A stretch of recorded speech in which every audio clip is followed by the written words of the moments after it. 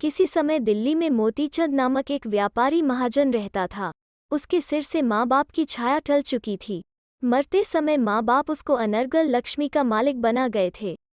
इतनी अधिक दौलत थी कि खर्च करते करते भी कम नहीं होने पाती थी। तहखाने में एक ओर असली मोतियों की ढेरी लगी हुई थी, दूसरी ओर जिसे कहते हैं जड़ाऊ रत्नों के ढेर लगे हुए थे। एक कोने में असली सोने के पासे रखे थे और दूसरी ओर असली चांदी की सिल्लियां चिनी हुई थीं। हीरा, माणिक, नीलम और पुखराज की गिनती नहीं थी। नकद रुपयों का तो वहां ठिकाना ही नहीं था। बिना प्रकाश के भी तहखाना जगमगा रहा था। छत के ऊपर झंडे लगे हुए थे। ऐसी कहावत है कि बनिया एवं बोहरा यही लोग लक्ष्मी जुटा सकते हैं, बाकी अन्य के यह काम शक्ति के बाहर है।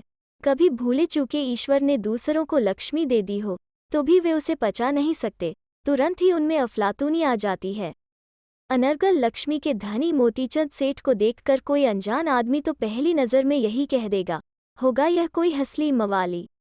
ऐसे थे उनके रंग ढंग, कोई भी उसका अनुमान लगा ही नहीं सकता। मोतीचंद के पिता का देहांत हो जाने के बाद पहली बार ही दरबार भरा गया था। इस कारण उसको दरबार में गए बिना छुटकारा नहीं था। उसने तो समृद्ध सेठानी से कहा कि बैठी हो जाओ, मैं बादशाह के दरबार में जा रहा हूँ। सेठानी ने कहा कि सेठ, दरबार में इस तरह मत जाना, कोई अपनी दिल्लगी करने लगेगा। जरा बन ठन के 4 घोड़ों की बगी में बैठ कर जाना। साख होने पर ही बनिया बनता है और साख नहीं होने पर बनिया मारा जाता है। बादशाह को ऐसा लगना चाहिए कि हमारे नगर में प्रभावशाली बनिया रहता है। रास्ते घिसटते हुए भिखारी के समान जाओगे तो कोई चपरासी भी तुम्हारी बात नहीं पूछेगा। मोतीचंद ने तो हीरे के किनारे वाली धोती पहन ली, चीनी रेशम का अंगरखा पहना, माथे पर टेढ़ी बंदेज वाली पगड़ी बांधी, कंधे पर खंभाती खेस डाल लिया, गले में नवलखा कंठा और 10 उंगलियों में जड़ी हुई अंगूठी और पैरों में मखमली जूते पहन लिए। फिर 4 सजे हुए घोड़ों की बगी में बैठकर वो जब बाहर निकला तब ऐसा जान पड़ता था मानो किसी देशी राज रजवाड़े का दीवान जा रहा है। उस समय राजमहल के झरोखे में चांद के टुकड़े के समान बादशाह सलामत की चांद बीबी नामक बेगम पर्दा डालकर मार्ग पर दृष्टि का जाल बिछाए हुए बैठी थी। उसकी नज़रों में मोतीचंद सेठ बस गया, आंखों में बसा ही रहा। जवानी दीवानी होती है। बेगम चांद बीबी भले बुरे का विचार खो बैठी। उसने मन में ठान लिया कि इसके लिए यदि आसमान के तारे भी तोड़ने पड़े तो भी एक बार इस मोतीचंद को हमारे महल में बुलाना ही पड़ेगा। मोतीचंद तो बादशाह की कचहरी में चला गया। बादशाह सलामत सोने के सिंहासन पर विराजमान थे। दरबार ठसाठस भरा हुआ था, सब कोई अपने अपने योग्य स्थान पर बैठे हुए थे। थोड़ी देर बाद ही मदमस्त नृत्यांगना पायलों का झंकार करती हुई दरबार में आ खड़ी हुई, मानो मृत्यु लोक में उतर पड़ी हुई इंद्रलोक की अप्सरा ही हो। बाजों ने तान छेड़ी और नर्तकियों ने मुजरा शुरू कर दिया। उनकी एक एक अदा पर दरबारी फिदा होने लगे। उसके बाद सभी उपस्थित लोगों ने भेंट सौगात का नजराना बादशाह के चरणों में निछावर कर दिया। देखते ही देखते आकाश को छूने वाले नजराने का ढेर लग गया। बादशाह ने पूछा कि अरे लोगों, अपने नगर में आजकल क्या हाल चाल है? दरबारियों ने 7 बार कोर्निश करके कहा कि जहां पनाह, खुदा ताला की रहमो करम से अपने नगर में सब जगह आनंद ही आनंद है। राज्य के संचालन की, न्याय की और दूसरी आड़ी टेढ़ी बातें होकर कचहरी बर्खास्त हो गई। मोतीचंद 4 घोड़ों की बगी में लपक कर जैसे ही बैठने वाला था, उसी समय चांद बीबी की बांदी आकर खड़ी हो गई। उसने कहा कि बेगम साहिबा का हुक्म है कि मुझसे मिलकर जावें। परंतु मैं क्या किसी का? बीच में बात काट कर बांदी ने कहा कि जो कुछ कहना हो वो बेगम साहिबा के आगे ही कहना। उनका हुक्म, इसलिए हुक्म मस्तक पर चढ़ाकर इज्जत करने पर ही छुटकारा होगा, नहीं तो बुरी बीतेगी। मोतीचंद को लगा कि मारे गए बाप जी, यह बला कहाँ से टपक पड़ी?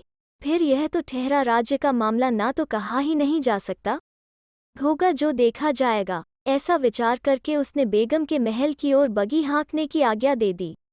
मोतीचंद तो फट करता हुआ महल की सीढ़ियों पर चढ़ गया। हुस्न की परी सरीखी चांद बीबी सोने की सांकल वाले हिंडोले पर झूल रही थी। उसने मोतीचंद को आदाब किया। मोतीचंद ने देखा तो चांद बीबी की आंखों में कामदेवी मछलियां छलांग मार रही थीं।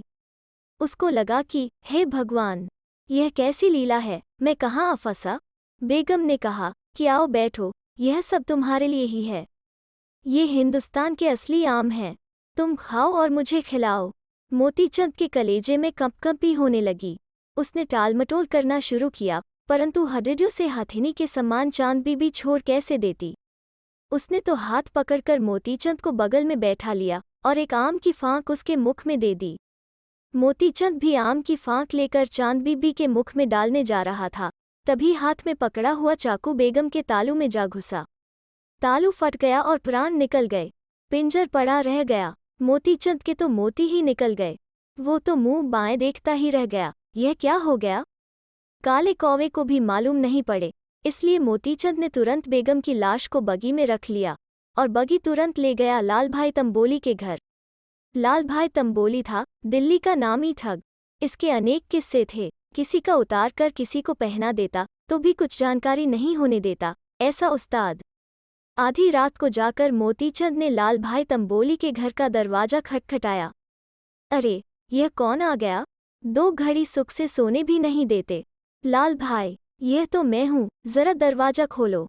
लाल भाई तंबोली ने आवाज पहचान ली कि निश्चय ही मोतीचंद की आवाज है, तो तुरंत ही छोटी खिड़की खोल दी।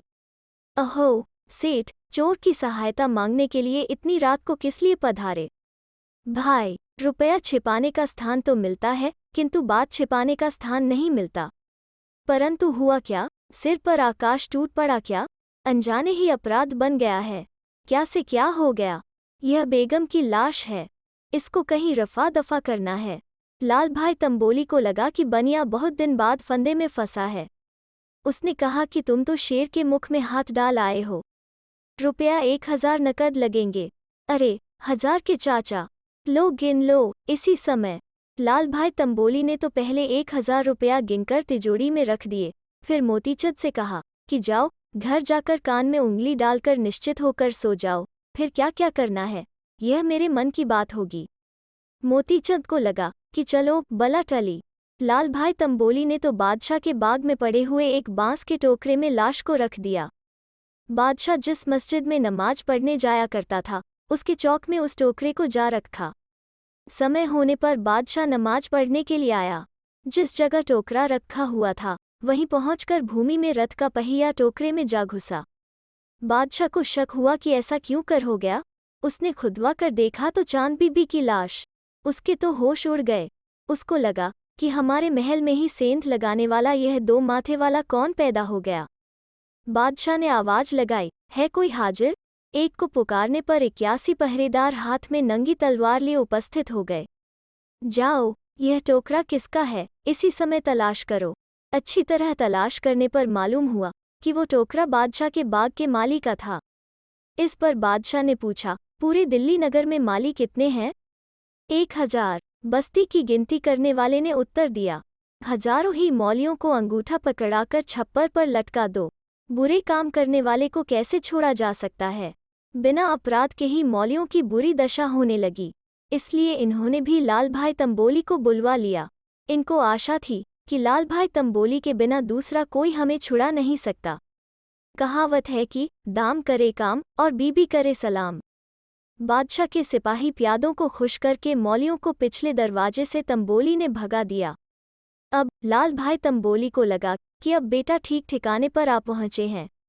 लाल भाई तंबोली ने कहा कि रुपया 1000 नकद दो, तो तुम्हें छुड़ाना मेरे बाएं हाथ का काम है। तुम्हारे 1000 तो हमारे 1500 के ऊपर 51 और, परंतु हमें छुड़ाओगे कब? आज शाम को तुम्हें छुड़वा दूंगा। मन में धीरज रखना, अब मुझे जो खेल खेलना है उसको मैं खेल लूंगा। लाल भाई तंबोली ने पदचिन्ह खोजने वालों को तलाश किया। उनको उलाहना देना शुरू किया कि पदचिन्ह खोजने तुम मात खा गए हो। टोकरा तो बांस फोड़ाओं ने बनाया था, इसलिए उनको ही पकड़ना चाहिए। वे ही अच्छी तरह बता सकेंगे कि हमने टोकरा अमुक व्यक्ति को बेचा था। सत्य बात का पता जिस दिन बादशाह को लग जाएगा, उस दिन बादशाह तुम्हारे राई के समान टुकड़े करवा डालेगा। पदचिन्ह खोजने वालों ने काम का सिरा पकड़कर कबूल किया कि बात 16 आना सत्य है, परंतु हमारी गलती से बेचारे माली मारे जाएं, ऐसा क्यों होवे? फिर से अच्छी तरह जांच करने पर मालूम हुआ कि टोकरा मौलियों का नहीं है, परंतु बांसफोड़ों का है। खोजी गए कचहरी में और बादशाह सलामत को कॉर्निश करके उन्होंने कहा, टोकरा मौलियों का नहीं परंतु बांसफोड़ों का है। बादशाह बोला कि अपने नगर में बांसफोड़ों के घर कितने हैं? 770। बस्ती की गिनती करने वाले ने उत्तर दिया, दौड़कर तुरंत जाओ और एक एक बांसफोड़ों को पकड़कर हवालात में बंद कर दो। सुअ के बच्चे बेचारों को गरीब समझकर रहम रखी तो वे सिर पर ही चढ़ गए। और गरीब मौलियों को छोड़ दो, हुक्म हो गया सो हुक्म, उसमें आगे पीछे कुछ नहीं हो सकता। मौलियों को छोड़ दिया गया और बांसफोड़ों को हवालात में बंद कर दिया। बांसफोड़ों ने हाथों से कलेजा थाम लिया। अरे भाई, अब यहाँ से छुटकारा कैसे हो? सिपाही सपरों का रोब झेलना बड़ा कठिन होता है। बांसफोड़ा तो खड़े खड़े ही सोचने लगे। सबने विचार किया कि भाई, यदि इस तरह मारे गए तो बीवी बच्चों का क्या होगा? सब इसमें से छूटने का कुछ उपाय करो। धीरे धीरे सिपाही सपरा और बांसफोड़ों की चर्चा चलने लगी। अरे भाई, हाथ ढीले होवे तो काम बने। उन्हें सिपाही लोगों ने रास्ता बताया कि लाल भाई तंबोली को तैयार करो, तभी तुम्हारा काम बनेगा। लाल भाई तंबोली के पास संदेशा भेजा गया। लाल भाई तब पान चबाते चबाते वहां आ पहुंचा। बांसफोड़ा तो उनकी विनती करने लगे कि आप हमें इस विपत्ति से बचाओ। रुपया 1000 नकद चाहिए। 1000 रुपये की क्या बात है, परंतु अब इसमें से बाहर निकालो। लाल भाई तंबोली ने विचार किया कि अब क्या करना चाहिए। कुछ देर बाद उसने कहा कि अरे भाई, तुमसे जब पूछा जाए तब तुम बेधड़क कह देना कि लाल भाई तंबोली ने ही बेगम साहिबा का खून किया है। उसके बाद तो यह बादशाह है या मैं हूँ? अब तक इसको कोई सिरफिरा मिला ही नहीं है। शाम के समय बादशाह ने बांसफोड़ों को बुलाकर पूछा, 770 में से किस काफिर ने बेगम का खून किया है? उसको ही पेश किया जाए। बांसफोड़ों ने तुरंत ही बेधड़क उत्तर दे दिया कि बादशाह सलामत, खून हमने नहीं किया है, लाल भाई तंबोली ने किया है। बादशाह को जोश आ गया। लाल भाई तंबोली किस खेत की मूली है? पकड़ लाओ उस सुअ की औलाद को और बंद कर दो उसे हवालात में। सिपाही लोग दौड़ पड़े और लाल भाई तंबोली को पकड़कर अंधेरी कोठरी में बंद कर दिया। दूसरे दिन सवेरे ही बादशाह ने हुक्म दे दिया कि लाल भाई तंबोली को फांसी पर चढ़ा दिया जाए। लाल भाई ने तो सिपाहियों को अपना बना लिया था। उनके जरिए उसने कहला भेजा कि उसकी एक अंतिम इच्छा है। बादशाह ने पूछा कि लाल भाई तंबोली, तुम अब घड़ी 2 घड़ी के मेहमान हो, बोलो तुम्हारी क्या इच्छा है? लाल भाई तंबोली ने कॉर्निश बजाते हुए कहा कि मरते मरते अंतिम बार मैं अपने भाई बंद और यार दोस्तों से मिलना चाहता हूँ। मिल लो, परंतु तुम एकांत में नहीं मिल सकोगे। हमें तुम पर विश्वास नहीं होता है। कई बार तुम निगाह बचाकर भाग निकले हो, तो यह निश्चित नहीं है कि अब भी तुम वैसा नहीं करोगे, इसलिए मैं वेश बदलकर तुम्हारे पास ही रहूंगा। रात हो गई तब लाल भाई तंबोली अपने भाई बंधु और यार दोस्तों से मिलने के लिए तैयार हो गया। वेश बदलकर बादशाह भी पास ही खड़ा था। पहले पहल वो गया मोतीचंद सेठ के घर। मोतीचंद ने तो उसका स्वागत करने में देर ही नहीं की। मुख से स्वागत किया और आपस में गले लगकर मिले। फिर पूछा कि मेरे लायक कोई कामकाज हो तो बताओ। लाल भाई तंबोली ने तो हल्के से कहा कि कह रहा हूँ भाई, आने वाले कुछ समय बाद ही मुझे बादशाह फांसी पर चढ़ा देगा। ये अंतिम मुलाकात करने आया हूँ। बादशाह तुमको फांसी पर चढ़ाने वाला है? इस बादशाह को तो मैं खरीद लूँगा। यह बेचारा तुम्हें फांसी पर कैसे चढ़ा सकता है? अभी से गाड़ी गाड़ा जोड़कर माल चलता कर दूंगा। 3.5 छदाम के बादशाह की छाती फट जाएगी। इसमें मेरा क्या बिगड़ेगा? दूसरे समय उतना ही मैं फिर कमा लूँगा। बादशाह ने भी सब कुछ सुन लिया। वो तो अवाक रह गया। उसको लगा कि इसके पास जितना धन है उसका 10वां भाग भी राज्य भर में नहीं है। फिर लाल भाई तंबोली और बादशाह दोनों गए दाद भा दरबार के दरवाजे पर। लाल भाई तंबोली और दाद भा दोनों आपस में बात कर गले मिले। असल राजपूती ठाट बाट से दाद भा का दरबार लगा हुआ था। विश्वास दिलाने के बाद माथा कट जाए तो भी पीछे नहीं हटने वाले ऐसे दिलावार दिल के थे दाद भा। बातों ही बातों में लाल भाई तंबोली ने कहा कि बापू, ये अंतिम समय की जुहार करने आया हूँ। कल सुबह तो मुझे बादशाह सूली पर चढ़ा देंगे। दाद भा दरबार का हाथ तुरंत तलवार की मूठ पर जा पड़ा। उसकी आंखों में केसरिया रंग घुल गया। जंगल का सिंह गरजे इस प्रकार उन्होंने गरजवा करके कहा कि लाल भाई, तुम्हारी खातिर नंगे सिर कुर्बान करने पड़े तो भी क्या? अरे मेरे 7 बेटे हरि सिंह, बने सिंह, फतेह सिंह, मोहब्बत सिंह, मान सिंह, केसरी सिंह और राम सिंह के भी सिर कटवाने पड़े तब भी क्या? परंतु तुमको मरने नहीं दूंगा। घबराओ मत, कल सवेरा होने दो, कचहरी में ही बादशाह को कल का दिन भारी पड़ेगा। बादशाह ने यह बात भी कानों कान सुन ली। उसको तो पूरे शरीर में पसीना आ गया। उसको लगा कि मारे गए मेरे बाप, ऐसे भाई बंधु जिसके पास हों, उसे फांसी पर कैसे चढ़ाया जा सकता है? ये लोग तो मेरे ही टुकड़े टुकड़े कर डालें, ऐसे हैं। लाल भाई तंबोली ने बादशाह से कहा कि खड़े रहो, एक आदमी से और मिलना है। बादशाह को लगा कि न जाने वो कैसा होगा। चलते चलते वे नदी के किनारे पहुंचे। लाल भाई तंबोली ने तो आगे बढ़कर आवाज लगा दी, अरे ओ जुमला भाई, अरे ओ जुमली भाभी। जुमला बाघरी और जुमली बाघरन नदी के बीच से घुसे हुए तरबूजों की बाड़ी में काम कर रहे थे। सननन करते हुए नदी के बीच से निकलकर एक काले स्याह बाघरी ने आकर लाल भाई तंबोली के आगे पड़कर राम राम की। फिर जुमली भाभी का मधु मीठा शब्द सुनाई पड़ा, अरे भाई, कहाँ से आया और यहाँ ही क्यों खड़ा हुआ है? काली रात का समय है, चलो घर चलें। जुमली भाभी, तुम्हारे सोने चांदी के तार खींचने वाले औजारों से बड़ा डर लगता है। भाई, यह तुमको क्या पहले से जानकारी नहीं थी? चेतावनी दे दी, सो तो ठीक है, नहीं तो चोरी करने वाले की खोपड़ी के 2 टुकड़े तुरंत कर डालती हूँ। जुमला और जुमली दोनों आगे बढ़कर लिवाने आए और घर ले जाकर पलंग बिछाकर उस पर दोनों को बिठा दिया। लाल भाई तंबोली, चोर को पकड़ने के लिए इतनी रात को क्यों तकलीफ की? जुमली भाभी, कुछ मौका ही ऐसा आ पड़ा, कल सवेरे बादशाह मुझे फांसी पर चढ़ा देगा। अरे, तो इस प्रकार पहले ही क्यों नहीं कहा?